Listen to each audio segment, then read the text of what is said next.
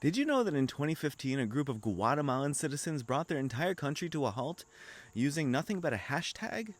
On Thursday, August 27th, they staged a nationwide general strike under hashtag Renuncia Ya. I'm probably not saying that right. Sorry. Banks closed, highways were blocked, businesses shut their doors.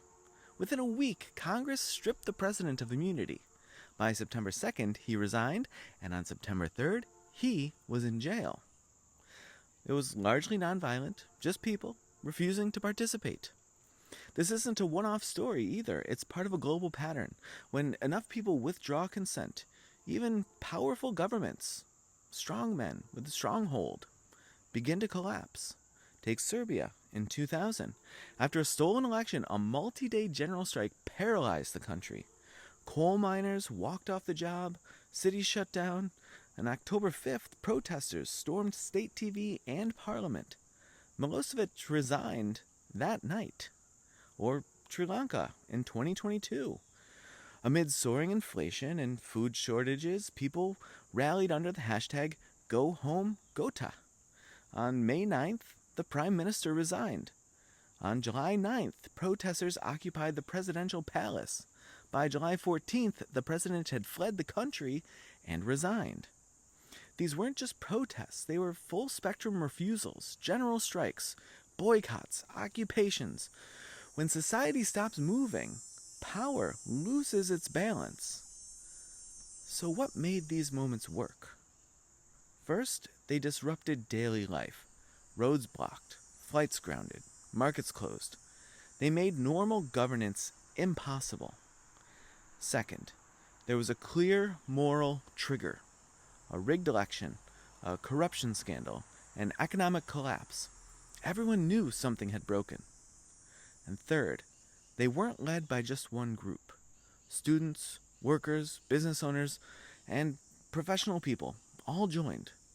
That cross-class unity was the real weapon. And one more. Their demands were simple: resign, leave, step down. Not a laundry list, just a line in the sand. Could something like this work in the US? Well, it already has. In 2006, millions of immigrants and their allies launched a day without immigrants. No work, no shopping, no school. The House had passed a harsh anti-immigration bill, but it never became law. The Senate tried a different version, and in the end, nothing passed. And in 1973, American families boycotted meat over rising grocery prices.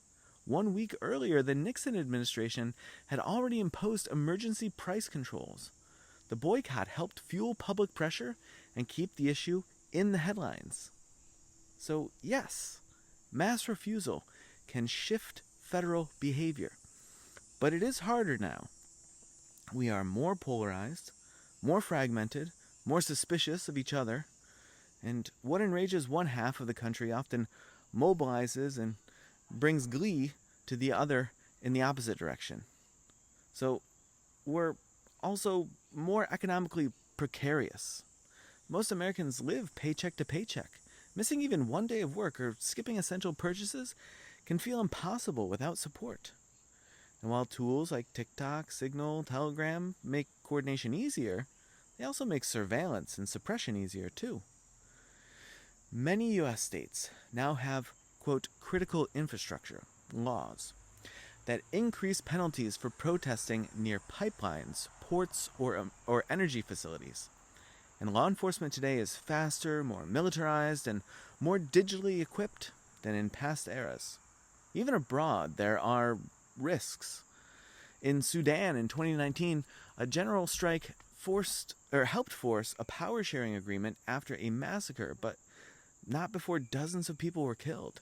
In Lebanon in 2019, a strike forced a prime minister to resign, but left the same corruption system in place. Without a plan for what comes next, victory can evaporate. Still, the pattern holds. Silence, when organized, is powerful. When the people stop moving, the system stops functioning. That's the quiet truth behind every successful general strike, or boycott, or walkout. It's not about shouting louder. It's about refusing to go along.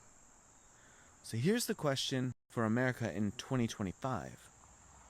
What would make you stop everything, even for one day? What would be your line in the sand? Because history has shown, again and again, that when enough people say no, things do change. The real question is whether we can still say it together.